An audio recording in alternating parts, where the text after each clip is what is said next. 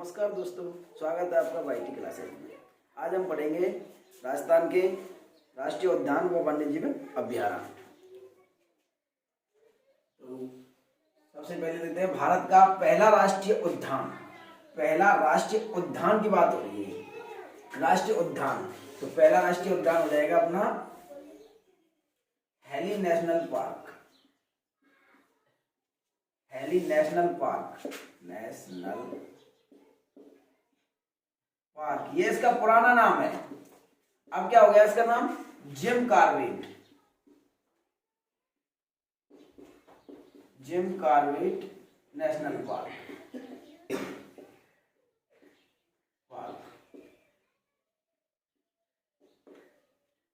Jim Corbett national park, और यह कहाँ है? उत्तराखंड में।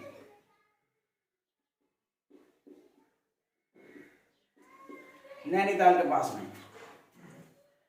भारत का पहला राष्ट्रीय उद्यान हैली नेशनल पार्क, इसका दूसरा नाम है, अब हो गया इसका नाम जिम कॉर्बेट नेशनल पार्क, और ये कहाँ है? उत्तराखंड, नैनीताल के पास में। राजस्थान का पहला राष्ट्रीय उद्यान रणथंभौर। रणथंभौर, और रणथंभौर कहाँ है? सवाई माधोपुर। राजस्थान का पहला राष्ट्रीय उद्यान रणथंभौर, सवाई माधोपुर में। कब बना? 7/11/55 को इसकी अधिसूचना जारी की गई थी। 7/11/55 को। इसके बाद देखते हैं भारत का सबसे बड़ा राष्ट्रीय उद्यान। भारत का सबसे बड़ा, तो Hemis national park. Hemis national Park.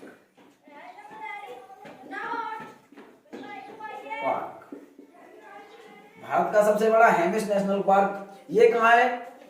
ये है अपना केंद्र शासित प्रदेश लद्दाख में। लद्दाख, लद्दाख में कितने एरिया में? 4400 वर्ग किलोमीटर। ये 7/11/55 को अधिसूचना जारी की गई थी इसको बनाने की। और ये नेशनल हेमिस नेशनल पार्क है जो लद्दाख में है, और लगभग कितने एरिया में फैला हुआ है? 4400 वर्ग किलोमीटर। भारत का सबसे छोटा राष्ट्रीय उद्यान south button. South button, south button कहां पर है? अंडमान निकोबार में। अंडमान निकोबार।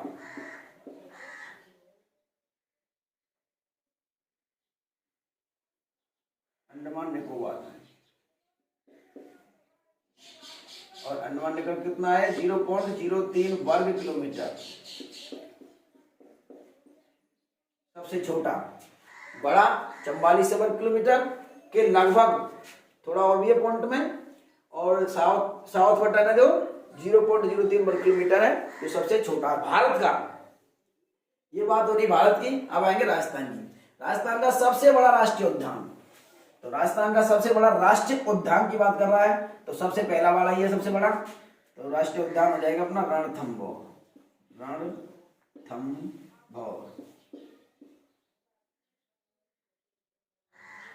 रणथंभौर है जो अपना सबसे बड़ा राष्ट्रीय उद्यान है। और ये कहां पर है? सवाई माधोपुर। सवाई माधोपुर में। ये राजस्थान का सबसे बड़ा राष्ट्रीय उद्यान है, और ये कब बना था? 7 नवंबर 1955 को इसकी अधिसूचना जारी की गई थी। तो इसका मतलब क्षेत्रफल लगभग 282 के इर्द गिर्द है, लगभग बराबर 282 वर्ग किलोमीटर के बराबर है।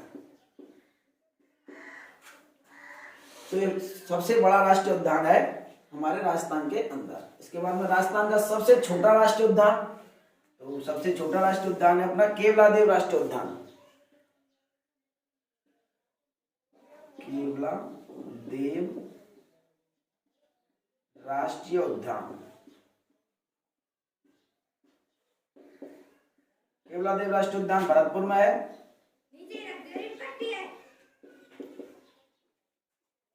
और ये 29 किलोमीटर, 28 पॉइंट कुछ है वैसे तो, पर इसको 29 मान लेते हैं, 29 वर्ग किलोमीटर एरिया में फैला हुआ है। इसमें से 29 वर्ग किलोमीटर में से 11 वर्ग किलोमीटर में झील है। झील है भारत की पहली बाघ परियोजना भी रणथंभौर है।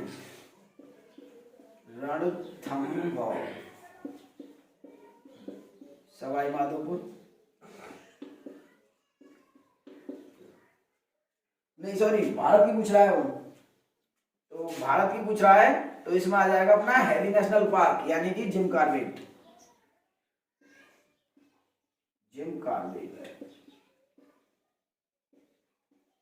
National park. भारत की पूछ रहा है तो, राजस्थान की पूछता तो रणथंभौर सही होता। पार्क, इसका नाम जिम कॉर्बेट नेशनल पार्क का नाम हैरी नेशनल पार्क भी था। और इसमें कौन से शेरों को, बाघ, जो बाघ है ना, इसमें बंगाल टाइगर को संरक्षित किया गया है। इसमें बंगाल के बाघ जो उस समय लुप्त प्राय थे, जो उस समय विलुप्ति के कगार पर थे, उनका संरक्षण इसमें किया गया था। राजस्थान की पहली बाघ परियोजना, अब ये भारत की थी, ये राजस्थान की है, तो राजस्थान की तो अपनी आ जाएगी रणथंभौर।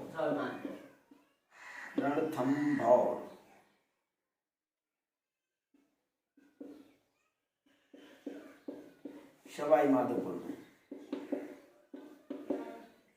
राजस्थान की पहली बाघ परियोजना रणथंभौर, सवाई माधोपुर में। दूसरी सरिस्का में, सवाई माधोपुर में कब बनाई, 1973 ईस्वी में बनाई थी। और दूसरी है सरिस्का अलवर वाली दूसरी है, तो वो बनाई थी 1978-79 में सरिस्का। तीसरी अपनी मुकुंदरा हिल्स, जो कि 2013 में बनाई थी। राजस्थान का सबसे बड़ा आखेट निषिद्ध क्षेत्र, अब वहां पर आखेट का मतलब मना है, मतलब बिल्कुल शिकार निषिद्ध क्षेत्र। आखेट मतलब शिकार। राजस्थान का सबसे बड़ा आखेट निषिद्ध क्षेत्र है संवत्सर, कोटसर,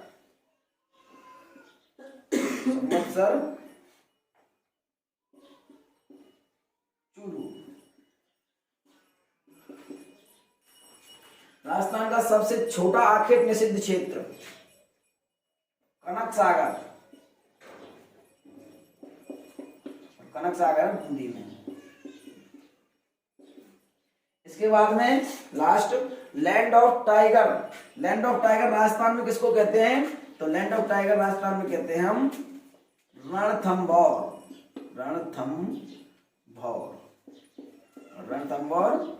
सवाई माधोपुर। इसको हम रणथंभौर को हम लैंड ऑफ टाइगर के नाम से जानते हैं। अब इसके बाद में आप इसका स्क्रीनशॉट ले लीजिए, इसके बाद में इसके बाद लेते हैं हम राष्ट्रीय उद्यान पर लेते हैं। 3 राष्ट्रीय उद्यान है अपने। पहला रणथंभौर राष्ट्रीय उद्यान, तो रणथंभौर राष्ट्रीय उद्यान बना था 1 नवंबर 1955 को। रणथंभौर राष्ट्रीय उद्यान बना था। जो रणथंभौर राष्ट्रीय उद्यान है, जो हमारी पहली बाघ परियोजना है, इसमें पहली बाघ परियोजना 1973 ईस्वी से स्टार्ट हुई है। ये है कहाँ, सबसे पहले तो ये बात, ये है सवाई माधोपुर में। सवाई माधोपुर में 1 नवंबर 1955 को बना था पहली बाघ परियोजना। 1973 से इसमें स्टार्ट है। राजस्थान की पहली बाघ परियोजना 1973 से इसमें स्टार्ट है। इसके बाद में ये है कहाँ, ये जो मतलब राष्ट्रीय रणथंभौर राष्ट्रीय उद्यान है, जो है कहाँ है, मतलब दक्षिण में तो चंबल नदी है इसकी, और उत्तर में बनास नदी है इसके। ये बाघों के संरक्षण के लिए फेमस है।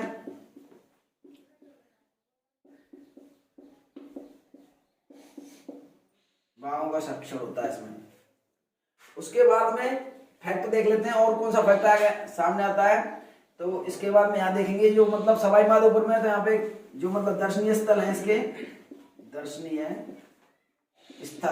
स्थल क्या क्या है इसमें, त्रिनेत्र गणेश जी, त्रिनेत्र गणेश, 3 नेत्रों वाले गणेश जी एकमात्र यही है। दूसरा जोगी महल,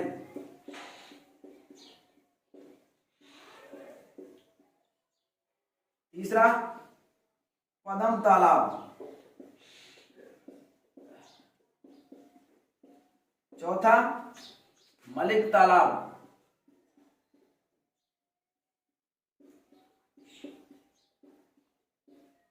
पांचवा राजबाग झील,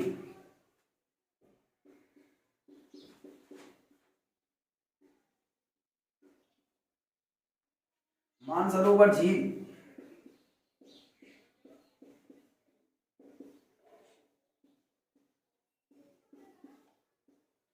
ये सवाई माधोपुर में है। यानी कि रणथंभौर राष्ट्रीय उद्यान है जो इसमें एक बार पुनः देख लेंगे। रणथंभौर राष्ट्रीय उद्यान पहले तो सवाई माधोपुर में है। ये कब बना, सूचना जारी हुई थी 1 नवंबर 1955 को। पहली बाघ परियोजना कब स्टार्ट हुई, 1973 से। दक्षिण में चंबल नदी है, उत्तर में बनास नदी है। बाघ संरक्षण के लिए फेमस है। इसमें कौन है, बाघ है। इस राष्ट्रीय उद्यान में क्या है, बाघ है। बाघ मतलब टाइगर। दर्शनीय स्थल कौन से हैं, त्रिनेत्र गणेश जी, यहाँ से इंपॉर्टेंट क्वेश्चन यहाँ से पूछ लिया जाता है कभी कभार। जोगी महल, पद्म तालाब, मलिक तालाब, राजबाग झील और मानसरोवर झील, ये इंपॉर्टेंट है। इसके बाद में अगला उद्यान लेंगे, तो इसके आप एक बार स्क्रीनशॉट ले लें। इसके बाद में लेंगे केवलादेव राष्ट्रीय उद्यान, ये अपना भरतपुर में है। केवलादेव राष्ट्रीय उद्यान है जो 29 वर्ग किलोमीटर क्षेत्र में फैला हुआ है और अपने भरतपुर में है। इसके फैक्ट देखेंगे। सबसे पहला फैक्ट है इसका, साइबेरियन क्रैन।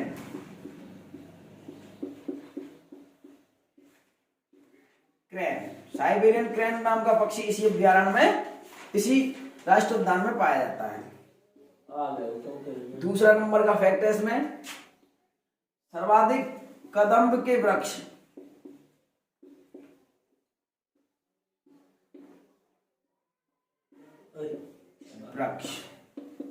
तीसरा फैक्ट है इसमें,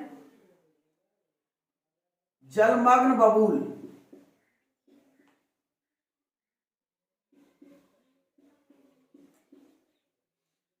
चौथा फैक्ट है इसमें, एशिया की सबसे बड़ी पक्षियों की प्रजनन स्थली।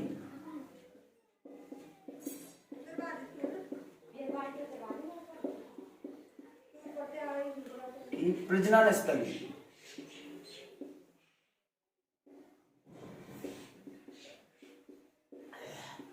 इसी को पक्षियों का स्वर्ग कहा जाता है।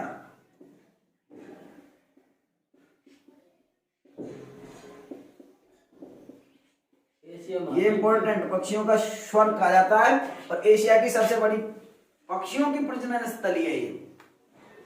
दूसरे नंबर के बाद इसमें अजगर भी पाए जाते हैं। पाइथन पॉइंट है इसमें, पाइथन पॉइंट।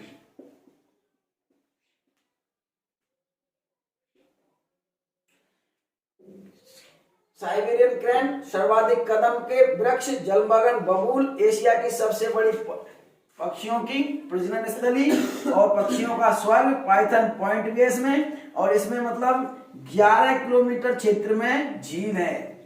29 में से 11 किलोमीटर क्षेत्रफल में झील है इसमें।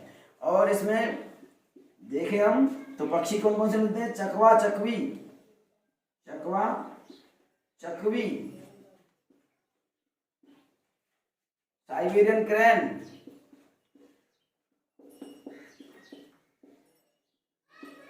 क्रैन और धनेश। ये इंपॉर्टेंट है, धनेश पक्षी।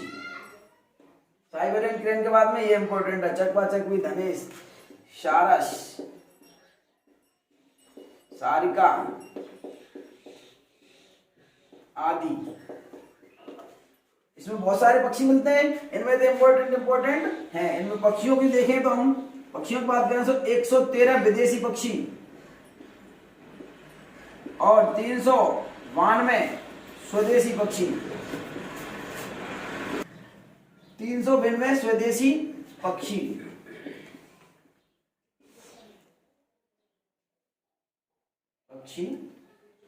पाए जाते हैं।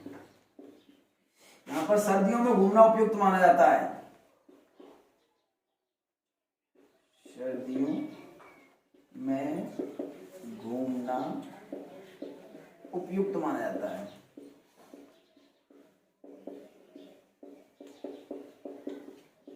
और इसके संबंधित दो फैक्ट और हैं, दो फैक्ट यहां ले लेते हैं। सबसे पहले लेते हैं कि मतलब इसको 1985 में यूनेस्को ने विश्व धरोहर में शामिल कर लिया, सूची में शामिल किया। 1985 में यूनेस्को ने इसे मतलब केवलादेव राष्ट्रीय उद्यान को विश्व धरोहर सूची में शामिल किया। इसके बाद में 1 अक्टूबर 1981 को इसे रामसर साइट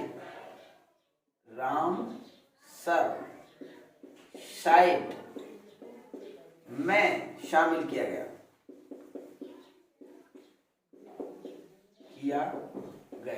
अभी रामसर साइट क्या है? नमभूमि केंद्र। तो केवलादेव राष्ट्रीय उद्यान के बारे में यहीं से प्रश्न पूछेगा ज्यादातर, और यहीं से प्रश्न पूछेगा तो अपने आपके पूरे चांस करने के बनते हैं। इसके बाद लेते हैं हम मुकुंदरा हिल्स राष्ट्रीय उद्यान। ये कोटा बारां में है, कोटा और बारां दोनों में फैला हुआ है। इसके बारे में ये तीसरा राष्ट्रीय उद्यान है।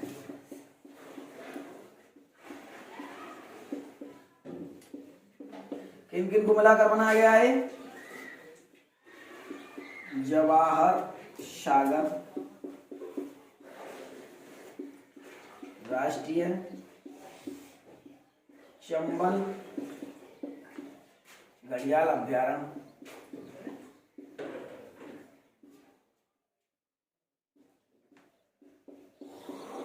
विलास दर्रा अभ्यारण्य।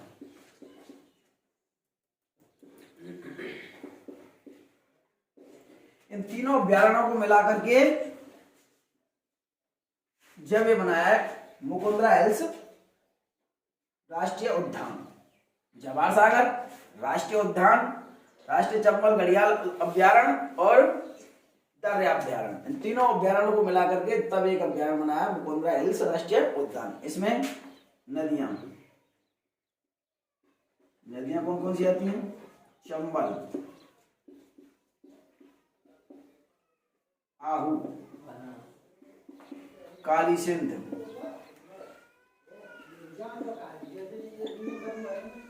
प्लस आमझर। ये इसमें 4 नदियां हैं। इसके दर्शनीय स्थल कौन कौन से हैं? अवली मीडी का महल कोटा, अवली मीडी का महल कोटा, और रावठा महल, ये दर्शनीय स्थल है। इसमें एक और है रामसर,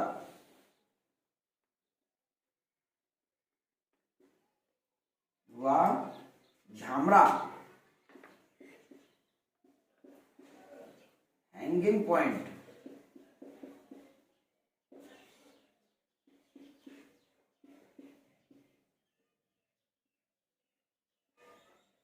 ये इसमें है सर। इसको मुकुंदरा हिल्स में बस इतना ही है।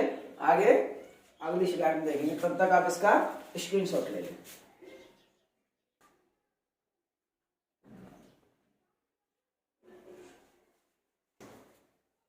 इसके बाद में हम पढ़ते हैं वन्यजीव अभ्यारण्य। तो वन्यजीव अभ्यारण्य में राष्ट्रीय मरु उद्यान, ये नाम से लगता है कि मतलब राष्ट्रीय उद्यान हो, लेकिन ये राष्ट्रीय उद्यान है नहीं, ये है वन्यजीव अभ्यारण्य। तो राष्ट्रीय मरु उद्यान है जो अपना वो है जैसलमेर और बाड़मेर में। ये कितने वर्ग किलोमीटर क्षेत्रफल पर फैला है? 3162 वर्ग किलोमीटर क्षेत्र में फैला है। यह राज्य का सबसे बड़ा राज्य का सबसे बड़ा वन्य जीव अभ्यारण्य है। सबसे बड़ा वन्य जीव अभ्यारण्य है। सबसे बड़ा वन्य जीव अभ्यारण्य है। ये राज्य का सबसे बड़ा वन्य जीव अभ्यारण्य है। सही बात। फिर ये फेमस क्यों है? ये फेमस है Akal wood fossil. Akal wood fossil park. यहाँ पे एक पार्क है आकिल वुड फॉसिल पार्क। और ये पार्क किसके लिए है? जो हजारों करोड़ों वर्ष पूर्व जो भूमि में जीवाश्म दब गए थे उनके संरक्षण के लिए है। हजारों करोड़ों वर्ष पूर्व भूमि में दबे जीवाश्म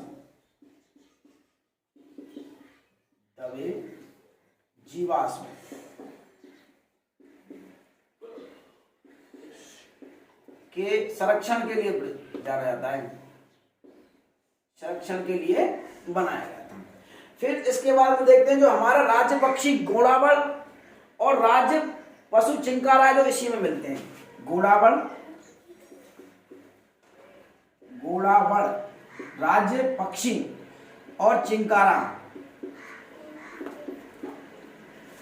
इसी में मिलते हैं। राज्य पक्षी घोड़ावल व राज्य पशु चिंकारा इसी अभ्यारण्य में मिलते हैं। अब राज्य पशु चिंकारा ये वन्य पशुओं की दृष्टि में और ऊंट है जो पालतू पशुओं की दृष्टि में। राज्य पशु ऊंट भी है और राज्य पशु चिंकारा भी है। राज्य पशु चिंकारा जो वन्य जीवों की दृष्टि में है और जो मतलब ऊंट है जो पालतू पशुओं की दृष्टि से है। तो यहाँ पे इतना ही वन्य जीव अभ्यारण्य राष्ट्रीय मरु उद्यान में इतना ही। और यहीं से पूछेगा ज्यादातर प्रश्न पूछेगा। यहाँ से क्या पूछेगा प्रश्न? चिंकारा से और रहते हैं घोड़ावल से, इनसे प्रश्न पूछेगा। इसके बाद में इसमें और भी जानवर मिलते हैं जैसे चौसिंगा भी मिलता है। इसमें काले हिरण भी मिलते हैं। काले हिरणों का भी संरक्षण है, उसमें चौसिंगा का भी संरक्षण है। इन दोनों का संरक्षण और होता है। इसके बाद में इसको लेंगे सरिस्का तो ये सरिस्का का ही पार्ट है, सरिस्का से ही अलग किया गया है सरिस्का। तो सरिस्का जो अपना है इसका क्षेत्रफल है सरिस्का का, इसका क्षेत्रफल है सरिस्का का 3.01 वर्ग किलोमीटर। 3.01 वर्ग किलोमीटर। ये राजस्थान का सबसे छोटा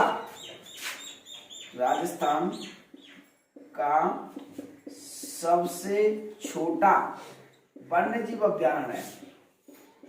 वन्य जीव अभ्यारण्य है, सबसे छोटा है। इतना ही है, इसमें ज्यादा खास इसमें है नहीं।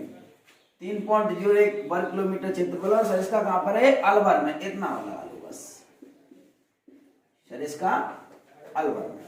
इसके बाद में लेते हैं हम सज्जनगढ़ अभ्यारण्य। और सज्जनगढ़ अभ्यारण्य है अपना उदयपुर में। सज्जनगढ़ अभ्यारण्य उदयपुर में है। और राज्य का दूसरा सबसे छोटा अभ्यारण्य है। और इसका क्षेत्रफल है 5.19 वर्ग किलोमीटर। इसका क्षेत्रफल है 5.19 वर्ग किलोमीटर। इसमें प्रथम जैविक उद्यान, राज्य का प्रथम जैविक उद्यान सज्जनगढ़ में विकसित किया गया था। और कब किया गया था? 16 अप्रैल 2015 को। इंपॉर्टेंट तिथि है ये। राज्य का प्रथम जैविक उद्यान सज्जनगढ़ में ही विकसित किया गया था। राज्य का एक और जैविक उद्यान है जो कि नाहरगढ़ में है, और उससे पहला ये है। सज्जनगढ़ वाला। तो इसमें मतलब सज्जनगढ़ अभ्यारण्य है। इसमें राज्य का पहला प्रश्न यहाँ से पुटअप हो सकता है, राज्य का पहला प्रथम यानी प्रथम या पहला एक ही बात है, जैविक उद्यान कहाँ है? सज्जनगढ़ में। और सज्जनगढ़ इससे पहले सरिस्का वाले इससे पहले ये बनाया था 2012 में। 2012 में बनाया था ये। 2012 में बनाया था ये सबसे छोटा, पर उससे पहले ये था।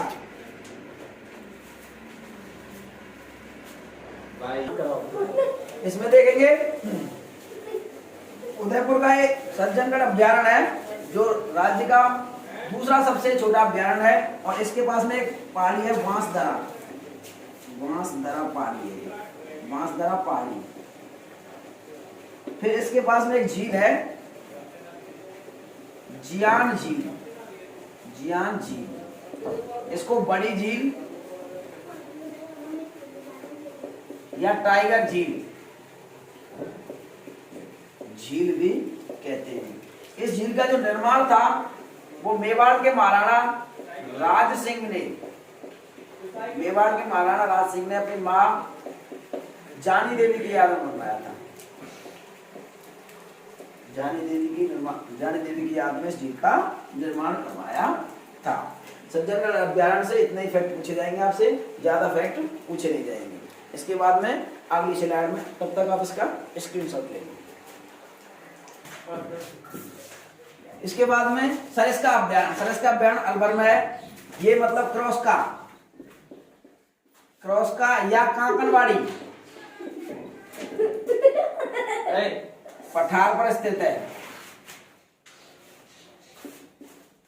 कांकनवाड़ी या क्रॉस का पठार पर स्थित है। इसमें क्या है कि प्रमुख दर्शनीय स्थल क्या है, धार्मिक स्थल क्या क्या है इनमें? धार्मिक स्थल, तो अपन धार्मिक स्थल की बात करें तो पांडुपुल,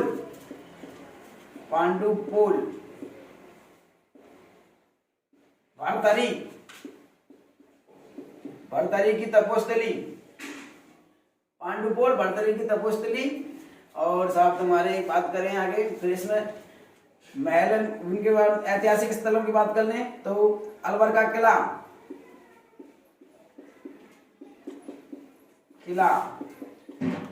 बालाथल का किला, बाला का किला,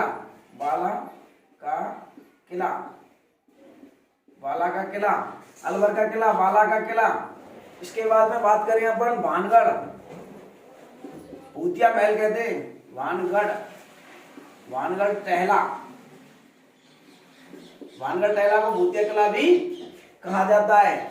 इसके बाद में अलवर, इसके बाद में क्यों प्रसिद्ध है? हरे कबूतरों के लिए। यहाँ पे प्रश्न बनता है भाई, सरिस्का अभ्यारण्य क्यों प्रसिद्ध है? हरे कबूतरों के लिए। यहाँ पे कबूतर मिलते हैं हरे रंग के, ज्यादातर प्रश्न यहीं से ही पूछता है। फिर इसके बाद में ये रीसस मकाका बंदर होता है ना, रीसस मकाका बंदर, उसके लिए प्रसिद्ध है ये। रीसस मकाका बंदर पर RH फैक्टर की खोज की गई थी। RH फैक्टर किसकी खोज की गई थी? RH फैक्टर, यानी RH धनात्मक और RH ऋणात्मक, साइंस से संबंधित है। रीसस मकाका बंदर इसमें मिलता है सरिस्का अभ्यारण्य में। ये फैक्ट है इसमें, और इसमें कुछ खास है नहीं। और हाँ, ये सरिस्का अभ्यारण्य है जो दूसरा टाइगर रिजर्व है,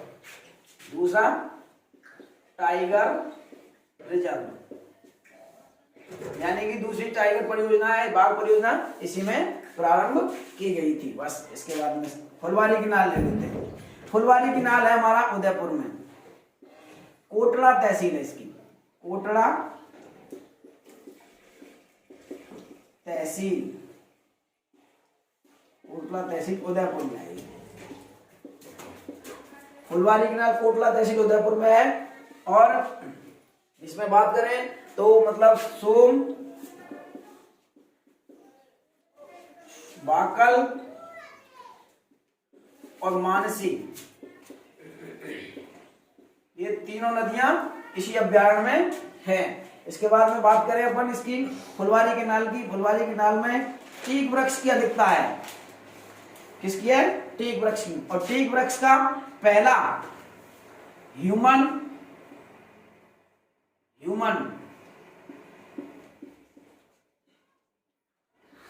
एनाटॉमी पार्क,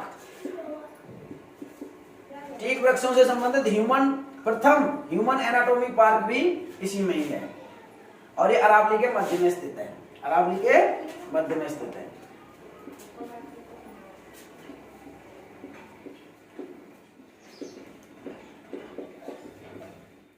ये फैक्ट बनते हैं इससे। इसके बाद में टॉडगढ़ रावली अभ्यारण्य, टॉडगढ़ रावली अभ्यारण्य होता है जो ये है हमारा अजमेर में। कहां पे भाई है? टॉडगढ़ रावली अभ्यारण्य अजमेर में। तो एकमात्र अजमेर में ही नहीं है,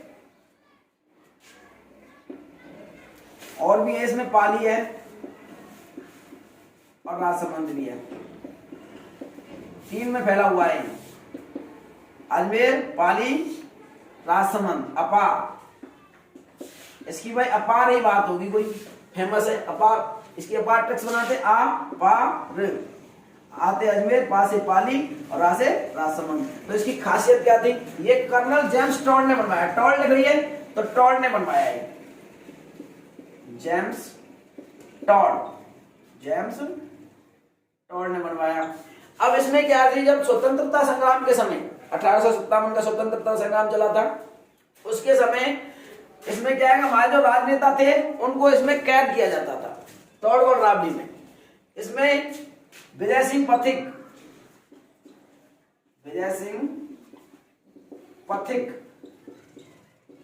और इसका ही नाम था भूप सिंह। विजय सिंह पथिक का नाम था भूप सिंह। तो इसको इसमें कैद रखा गया था। ये 1857 स्वतंत्रता संग्राम में जो मतलब स्वतंत्रता संग्रामी यानी कि राजनेता थे, उनको जेल में रखा जाता था यहाँ पर टॉडगढ़ रावली में। इसकी ये खास बात थी। तो टॉडगढ़ रावली अजमेर, राजसमंद और पाली में है। जेम्स टॉड ने बनवाया और विजय सिंह पथिक आदि स्वतंत्रता संग्राम के सेनानियों को इसमें कैद रखा गया था। इसके बाद में लेते हैं बंद बारेठा। बंद बारेठा अपने भरतपुर में है। यहाँ की खासियत है, नंबर 1 बात कि यहाँ पे बया पक्षी सर्वाधिक मिलता है, बया पक्षी। दूसरी बात, यहाँ पे वाटरफॉल है, वाटरफॉल। तीसरी बात, यहाँ पे बहती हुई नदियों को रोककर बांध बनाया गया है, बहती नदियों को रोककर बांध बनाया गया है, इस पर बनाया गया है। चौथी बात है जो खास है, ये लकड़ बग्गों के लिए प्रसिद्ध है, लकड़ बग्गों।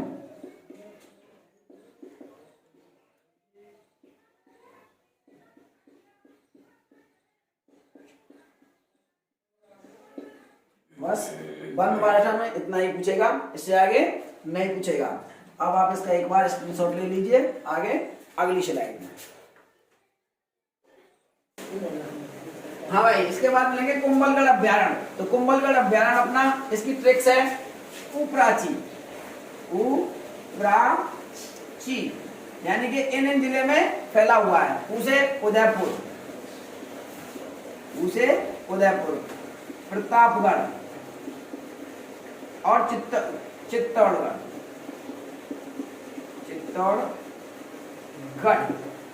तो अब ये इनमें तो फैला हुआ है। पर ये कुंभलगढ़ अभ्यारण्य है, ये जो प्रसिद्धि किसके लिए है, रीछ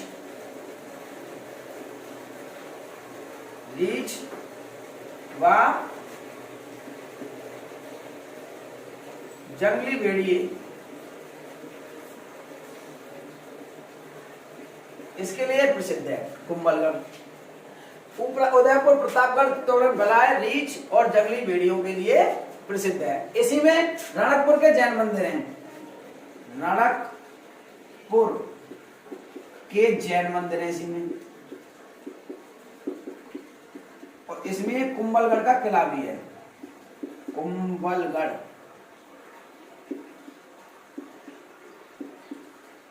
का किला भी है। अब ये फैला यहाँ पे तो ये जैन मंदिर है जो ये कहाँ है, ऊपरा, ऊपरा है, क्या है भाई, ऊपरा। तो पाली आ जाएगा यहाँ पे, क्या हो जाएगा, पाली, ऊपरा, और राधे राजसमंद, राजसमंद। तो ये जो अपने रणकपुर के जैन मंदिर हैं जो कहाँ पर है, पाली में। रणकपुर के जैन मंदिर कहाँ पे है, पाली में। कुंभलगढ़ का किला भी इसी में है। और एक क्यों फेमस है, रीछ व जंगली भेड़ियों के लिए। इसके बाद में आते हैं अपन सीता माता अभ्यारण्य। सीता माता के ऊपराची, ऊपराची यानी कि उदयपुर, प्रतापगढ़ और जी से चित्तौड़गढ़, जी से चित्तौड़गढ़ गढ़। तो ये इसमें फैला हुआ है सीता माता। अब सीता माता क्यों पड़ा इसका नाम, कि यहाँ पे मतलब वाल्मीकि का आश्रम था और यहाँ पे सीता आके रही थी। और यहाँ पर ही लव और कुश नाम के दो झरना हैं, लव और कुश नाम के दो झरने हैं, एक ठंडा है एक गर्म है, एक ठंडा और दूसरा गर्म, और दूसरा गर्म है।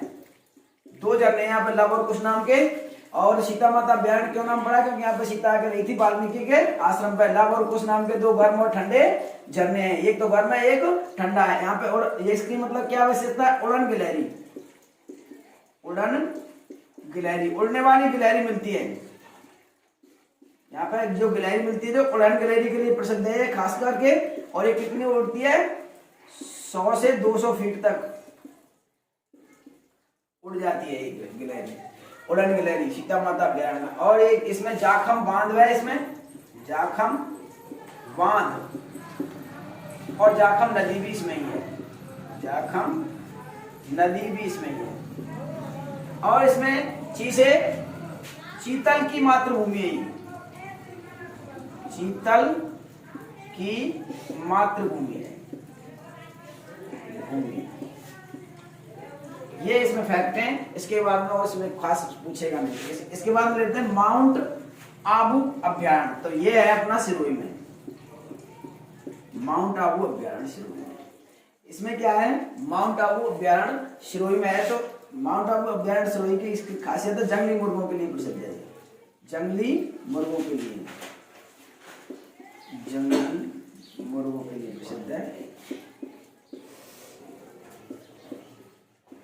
यहाँ पे एक राजस्थान की सर्वोच्च पर्वत चोटी है जो गुरु शिखर, इसी में है। माउंट आबू सिरोही में वैसे भी है और इसी में है। इसके बाद में लेते हैं हम धौलपुर। धौलपुर के जो अभ्यारण्य है उनकी ट्रिक्स है, राम ने वन में केस धोए, वन में केस धोए।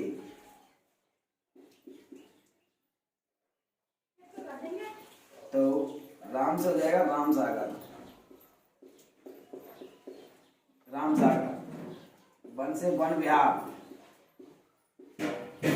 वन विहार। इससे हो जाएगा केसर बाग, केसर बाग। ये तीनों धौलपुर में है। ये तो ये क्या है कि मतलब